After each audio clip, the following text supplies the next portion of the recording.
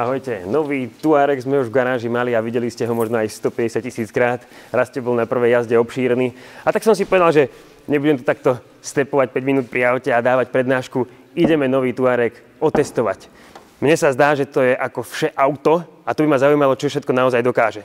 Teda nebudem hovoriť o dizajne, ten sa vám môže alebo nemusí páčiť, na môj vkus až tak zlovestne nemecký, možno aj preto, aký je obrovský. No ale s týmito linkami som sa trápil pri Arteone, tak nebudem opisovať druhýkrát. Čo sa mi páči, že tak u mne skrývajú svetlomety, ktoré sú v tomto prípade také nenápadné, ale pritom výkonné a veľmi funkčné. Touareg už v základe ponúka full LED svietenie. Príplatkové Matrixové adaptívne svetlomety síce stoja 1800 €, ale musím dodať, že stoja za to. S balíkom EQ Light získate aj dynamické zadné smerovky. Predný reflektor používa 128 diód, ktoré vie jednotlivo pripájať a odpájať podľa potreby, čím tvaruje svetelný kužel tak, aby neoslepoval ostatných účastníkov premávky. Na vozidlá reaguje spoľahlivo, avizované tieňovanie tabuľ a návestí 100% nie je. V spojení s termokamerou získavate veľmi účinnú obranu proti zveri a neosvetleným chodcom. Počítač na základe obrazu z termokamery identifikuje postavy pri ceste a upozorní vodiča, ak predpokladá kolíziu, ostrým opakovaným nasvietením postavy práve IQ svetlometom.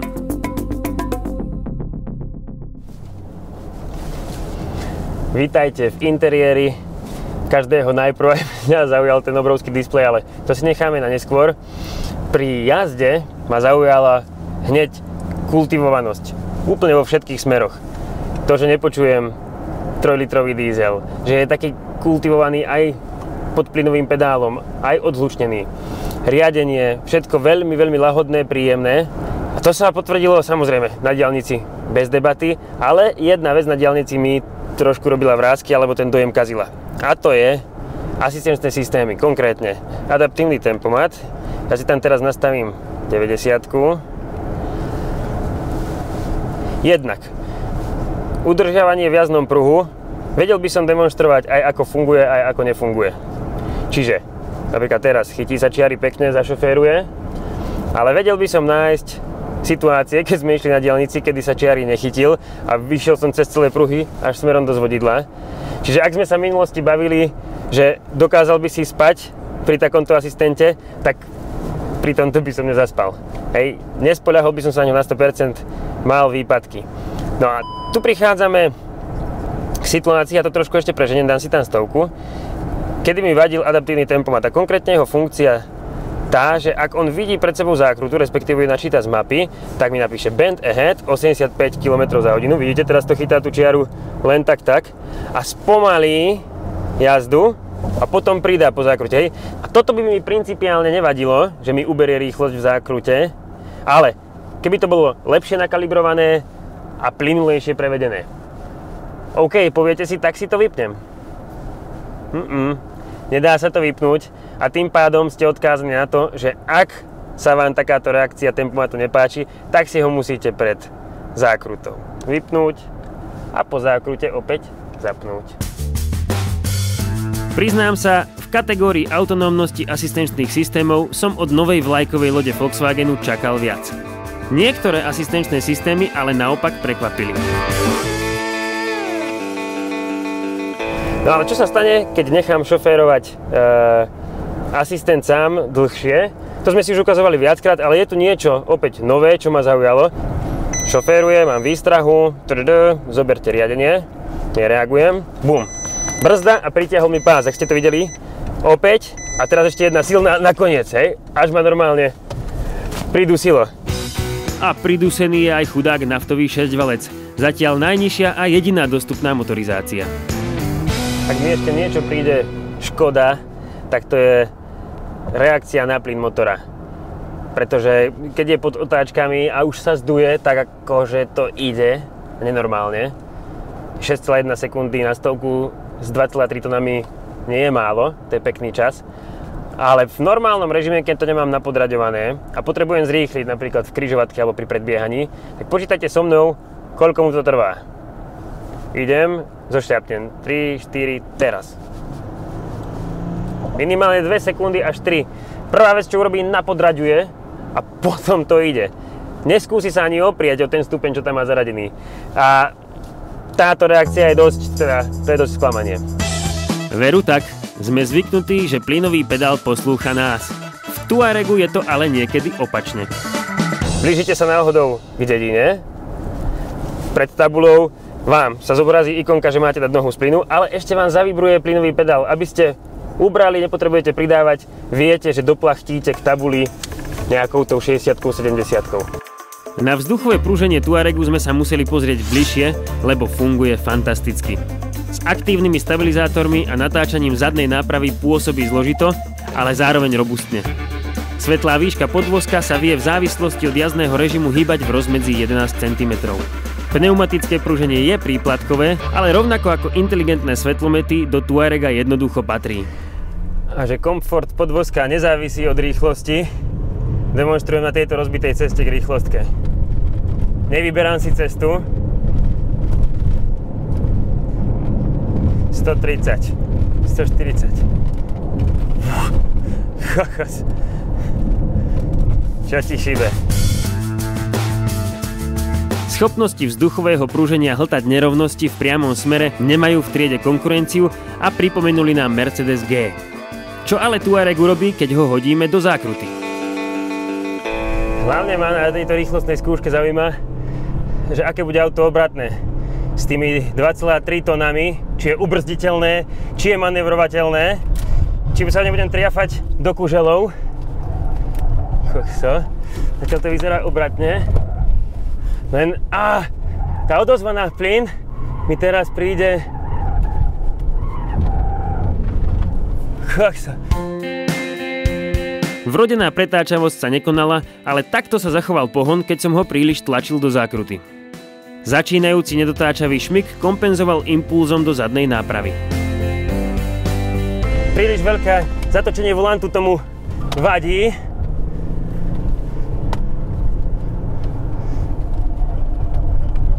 Ale je to masa, o tom pokoj. Tu ma vynieslo. S váhou bolo teda treba počítať a hľadať jej dráhy s čo najmenšou odstredivou silou. Poď! Strácam na tom plyne. Uvidíme, čo na brzdách.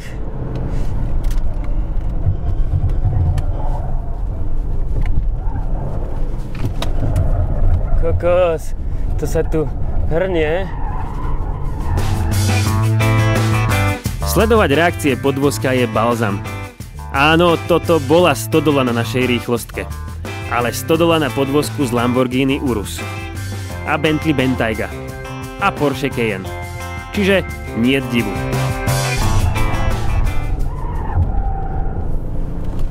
No neviem, zatiaľ som nespokojný.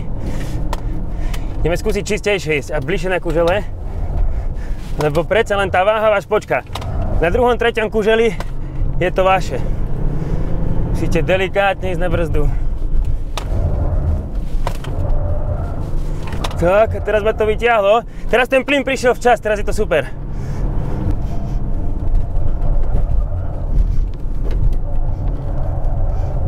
Poď tým vnútrom. Plynulá jazda bola správnou voľbou. Moje časy sa z kola na kolo zlepšovali. Jednoducho, s Tuaregom musíte jazdiť tak, aby ste nezobudili ESP dozor, hoci v športovom režime. Na druhej strane, keď už stabilizačný systém zasiahne, vedzte, že ste na limite podvozka a pneumatík. OK. Tak bol to boj.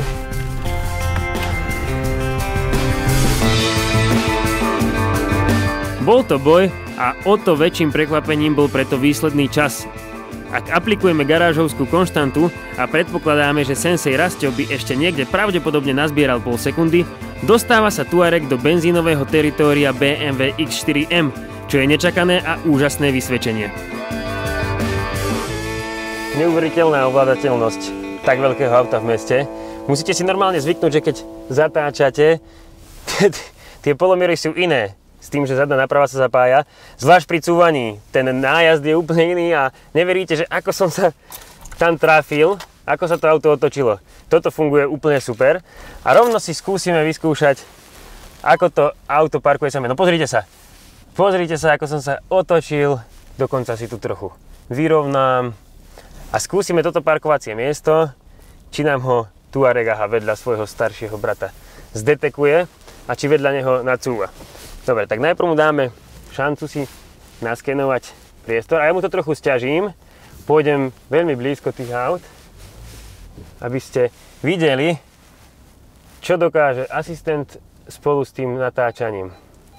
Dáme si to takto až na schodíky. OK. Takže zapínam si Park Pilot. Tu poď. Vyberám si, že chcem ísť zadkom kolmo. OK. Takže mi hovorí, poď dopredu. Si skenuje priestory. Hop. Dobre. Čiže našiel miesto. Dáme si to doprava. A teraz. Je to na tebe, pane.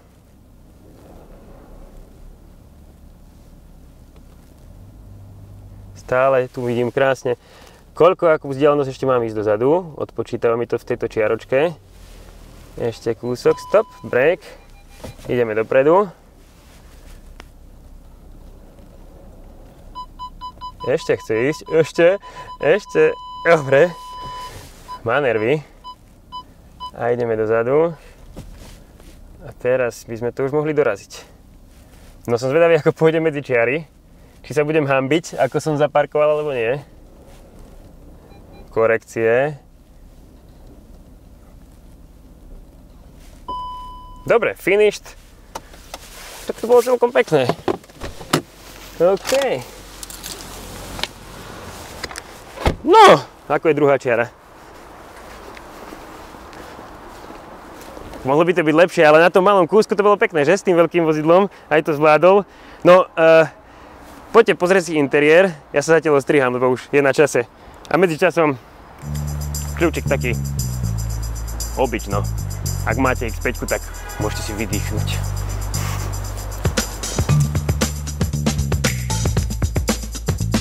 K interiéru Touaregu naozaj iba jedna výčitka. Neosobný koncernový volant. Nevadilo by mi, že je z Golfu, ale je skutočne vidieť, že nie je materiálovo vyvinutý pre Touareg a doladený so zvyškom jeho interiéru. Pre ostatok kabíny platí heslo priestor. OK, aj farbu hnedých plastov na dverách a palubnej doske by som vymenil. Čo, lepšie? OK. Pozrime sa na praktickú stránku Touarega, konkrétne kufor a sedenie. Momentálne mám v kufri naložené bicie zo včerajšieho koncertu a veľmi dobre mi padli tie úpravy zadných sedadiel, ktoré sa dajú posúvať dopredu a dozadu. OK, z tých praktických vecí. Vidíte, že plato mám tu hore, pretože to nemám kde schovať. Teraz trošku z tohto vyložím. Čiže bez toho, aby som posunul zadné sedačky úplne dopredu, by som tam tento kopak nedal. Ako vidíte, vznikne tam taká diera a priestor, do ktorej vám môže niečo spadnúť a niečo si tam môžete zabudnúť. Alebo to naopak môžete využiť, napríklad paličky. A táto možnosť, že jedny sedačky dopredu, druhé absolútne dozadu mi vyhovovala, pretože som potreboval reálne odviesť jednu osobu vzadu, tá by sa tam inak asi neobchala. A tu máme možnosť krásne vidieť to, kedy je sedačka v tom minimálnom usporiadaní, teda maximálny kufor a minimálny kufor, maximálne sedenie. Toto mi vyhovuje, keď si predstavím, že vlastne predné sedačky ešte po naštartovaní pôjdu dopredu, je to paráda, viem si ju polohovať. No a toto skôr asi také naozaj pre využitie kufra, ja by som sa tam nenasúkal. Ale to sedenie vzadu je kráľovské a vpredu, ja neviem čo je nad kráľom, úplne bomba. Aj na moje kilá a na moju úzkú postavu som do tej sedačky vhupol a to je ešte polohovateľná, takže si to viem vylepšiť.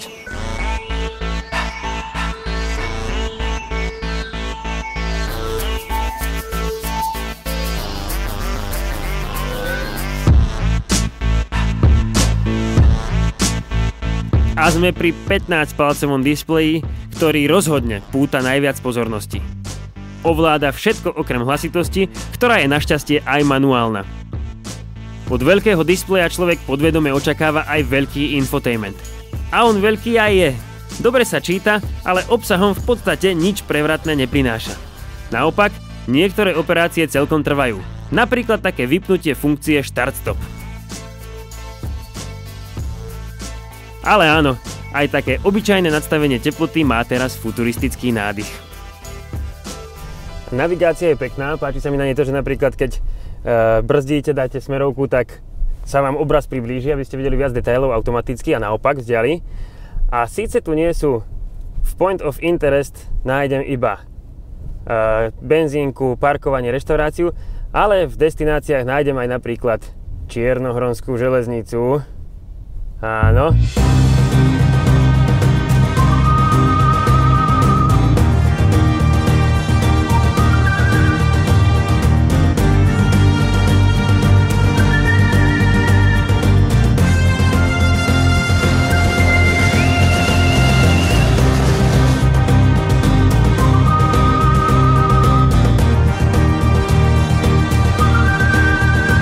Prvým Tuaregom kadekto ťahal kadečo, stromy, lietadlá a my sme si povedali, prečo nie vlak a ten náš.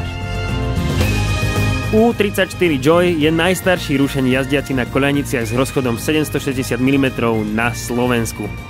Bol vyrobený v roku 1906, má 12 tón a výkon 50 koní.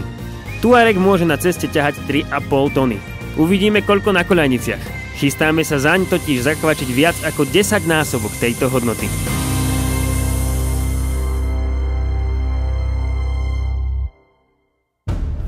Dobre, tak odbrzdené, môžeme skúšať? Môžeme. Dobre, odbrzďujem. Drive. Tak skúsme ho najprv jemne napnúť. Dobre, idem. Ideme. Kokos. A to je bez redukcie.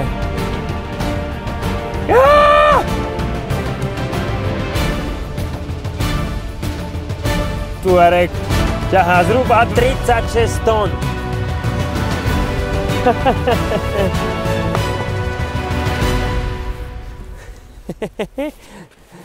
Tak pýtal som sa, či to je vše auto, tak pokiaľ ho nedostanete do absolútneho extrému, tak dokáže naozaj všetko. Ako boli, vy ste povedali? Nie, a čo vám ide Volkswagen zaplatiť, akú reklamu? Mohol by teraz, by mohol. Ale ani guľa nie je zohnutá. Nič? Kážko to išlo? Iber auto, ale no. Ale zgud. Mocno je to auto, no. Super. Potiahol. Ide potiska, ale poťahal. A vláky, ne? Ale zďaleka to vyzerá, ako keby sa dýmilo z auta, nie?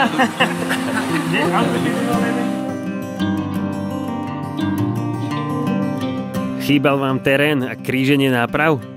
Tak sledujte, ako sme Tuareg skladali z koľajníc na cestu. Samozrejme v tom najťažšom mieste.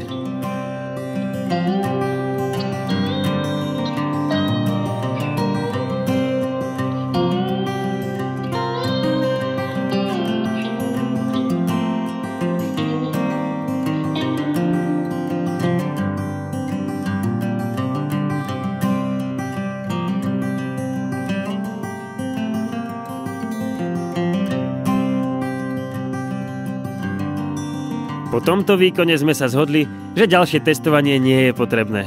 Tuareg zložil skúšku z terénu rovno tu.